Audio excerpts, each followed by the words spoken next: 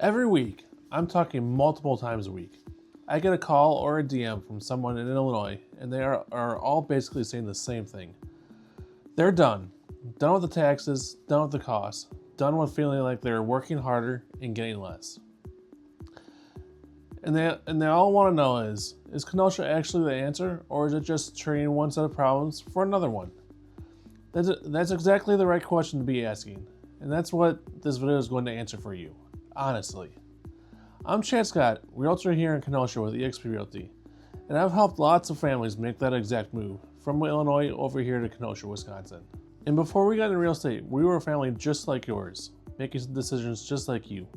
So we get it from both sides.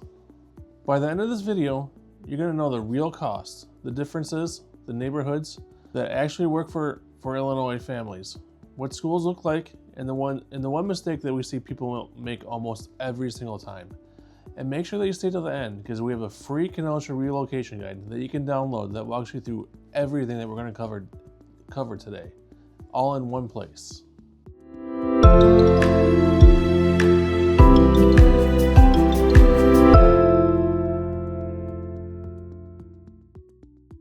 So real quick, we built a free Kenosha relocation guide specifically for Illinois families. It covers schools, taxes, neighborhoods, and the cost of living, all in one downloadable PDF. The link is in the description down below, so grab it. You'll want to reference it as we go through this video. So why are Illinois families leaving Illinois? That's a really good question, and let's talk about it right now. So let's start with the obvious question. Why are so many people coming to us, specifically from Illinois? Isn't Illinois great? The numbers aren't subtle. Illinois is one of the highest property tax rates in the country. We're talking effective rates that can run as high as 2.5 to 3%, even higher in the Chicago suburbs. In Wisconsin, and Kenosha specifically, the effective rate is typically in the 1.8 to 2.1%, depending on where you live specifically at. And that's just the property tax. Income tax in Illinois is a flat 4.95%. Wisconsin has a graduated system, and for most families in the income range we're talking about, the effective rate ends up comparable to Illinois, or slightly even lower. But you're also getting significantly more purchasing power per dollar here in Wisconsin, which means that the house that you buy here for $450,000, you'd be paying about $600,000 or more for the same square footage in Waukegan, Gurnee, or Libertyville in Illinois. I hear this all the time from families we've worked with. They say, we couldn't figure out why we're still in Illinois. And honestly, once they do the math, it's pretty clear why they made the move here. Look, I want to be straightforward with you. The tax savings are real, but they're not magical. Kenosha isn't perfect, but we're going to get to that later in the video. But if your reason for looking is financial, the numbers generally do support that move here to Wisconsin. So let's walk through what this actually looks like in real life, in real dollars. I'm going to use a family buying in the $450,000 to $500,000 range, because that's our most common Kenosha buyer coming from Illinois. A $475,000 home in Kenosha at a 2% effective property tax rate is roughly $9,500 a year in property taxes. That same home in northern Chicago suburbs, Gurnee, Zion, North Chicago, you're looking at $11,000 to $14,000 a year easily. And it's not just taxes. Groceries in the Chicago suburbs run noticeably higher. Gas prices track higher. Utilities are similar, but cost per square foot is dramatically different. In terms of what you actually get in the $450,000 to $500,000 price range in Kenosha right now, you're looking at 2,200 to 2,800 square feet, 4 bedrooms, typically a 2-car garage, in an established neighborhood. That's a really solid single-family home right now. And when families hear that, they'll often say, "That's more home than what we thought we can afford," and that's typically true. Now, and I want to be clear about this, commuting really does matter. If you're still working in Chicago or the North Shore, the Metro line does run out of Kenosha and it runs downtown Chicago. It's doable, but it's not short. Factor that in if you'd still work down there. If you're fully remote or working in the Milwaukee or Kenosha area, it's a completely different equation, and it really doesn't matter to you that much. Let's talk about the neighborhoods that Illinois families typically land in when they move up here to Kenosha. So Kenosha isn't just one neighborhood. This is something that people get wrong. Where you land actually matters a lot for your daily life and how it looks. For Illinois families coming over, especially families with kids, I see 4 areas that come up over and over again. First, Pleasant Prairie, not technically part of Kenosha, but this is your I-94 corridor community. Great school options, newer construction typically, very easy highway access if you're commuting to Illinois or to Milwaukee. This is the most logical landing spot. Also, it has some of the most newer construction activity in the whole county. It's got that newer suburban feel that a lot of families coming from the Chicago suburbs are really used to. Good parks, good grocery options, and very family forward. Second, the Forest Park and Brass neighborhood. They're very established neighborhoods. They're closer to the Lake Michigan.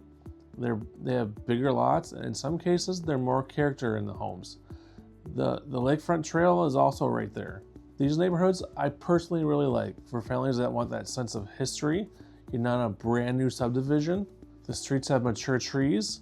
There's more of that neighborhood feel. Neighbors tend to talk to you a little bit. Third, Summers. If you want more space, more of a rural feel, but still quick I-94 access, Summers gives you that. Larger parcels, quieter, and it's growing. And fourth, if your budget is flexible and a little bit bigger, you want that absolute lifestyle statement, lakefront properties along Lake Michigan here in Kenosha, we're talking legitimate Lake Michigan access. The price points are higher, but still a fraction of what they'd be on the Wisconsin lake shores further north. We always tell families, don't just look at the house on Zillow. Come spend a Saturday here in the neighborhood, here in Kenosha. Watch the lakefront. Drive the community. Drive your commute route at 7 a.m. The feel for the area matters as much as the square footage of the house that you're actually buying. So I want to spend a minute on schools because this is honestly one of the first questions that we always get, and I can speak to this as both a realtor and a husband of a teacher. Kenosha Unified is the primary public school district, and it's a large district, which means that the experience can vary by school. What I always tell families is that where you buy in this district generally matters. Some of the newer developed areas, particularly in the Pleasant Prairie side of the district, feed into schools that have strong parent involvement and solid scores. We also have parents who choose Tremper or Indian Trail based on specific programs, or who look at private options like St. Joe's or Shoreline Lutheran. It's not a one-size-fits-all answer, which is why we always recommend visiting before you commit to a neighborhood. And here's what I actually tell families honestly. If you're coming from Naperville or Deerfield with a child in an elite academic program, that's just a little bit of a different conversation than a family coming from Waukegan. Know what you're comparing to, and let's actually look at the data together rather than relying on the niche rankings alone. So I want to spend a few minutes on a mistake that I see over and over again. And I'd rather tell you now and have you learn it than have you learn it after the fact. The mistake is this. I see people look at the Kenosha market through an Illinois lens. They see the price points, they see the tax savings, and they start making the math work in their head before they've actually spent any time here in Kenosha. And then they buy something sight unseen. Then they get here and they realize that the neighborhood wasn't what they expected, or the commute math doesn't actually work, or the school situation wasn't what they needed for their specific kid. I will tell you flat out, if you haven't spent at least a weekend here, don't even make an offer. I know that sounds like I'm giving away a transaction, but I really don't care. The families who take time to actually get to know Kenosha, our town, before they buy, are the families who are the happiest here with their decision. And they refer their friends and family to us. And that's our whole business model. We've had clients come back and say to us, "We're so glad you told us to slow down. That's what we want for you." The second part of the mistake is underestimating the transition costs, moving costs, closing costs on both ends. If you're selling in Illinois, overlap carrying costs if the timing doesn't work perfectly. Build a buffer. Don't assume everything lines up perfectly, because it almost never does. All right, let's bring this all home. So if you're seriously looking at making the move from Illinois to Kenosha, here's what I want you to do right now. First, download our free Kenosha relocation guide. It's in the description down below. It has the neighborhood breakdowns, school overviews, cost of living numbers, and a relocation checklist. It's totally free, so make sure you grab it. Second, if you want to actually talk through your specific situation, your timeline, your budget, and where you're coming from in Illinois, I do those consultations for free. My number is 262-331-1621. And my email is chadscottrealty. It's chad@chadscottrealty.com. No pressure, no pitch, just a real conversation. And I do want to say, we know this is a big decision. Moving your family across the state line, leaving a community that you know, starting somewhere new, it's a lot. We don't take that lightly. We've helped a lot of families do this. And when it's the right move, it's a really good move. We just want to make sure that it's the right move for you. So if you found this at all helpful, make sure you subscribe. We put out honest, local content every single week. No fluff. And drop your biggest question in the comments. We read every single one. We'll see you next week in the next video. Have a fantastic week, guys.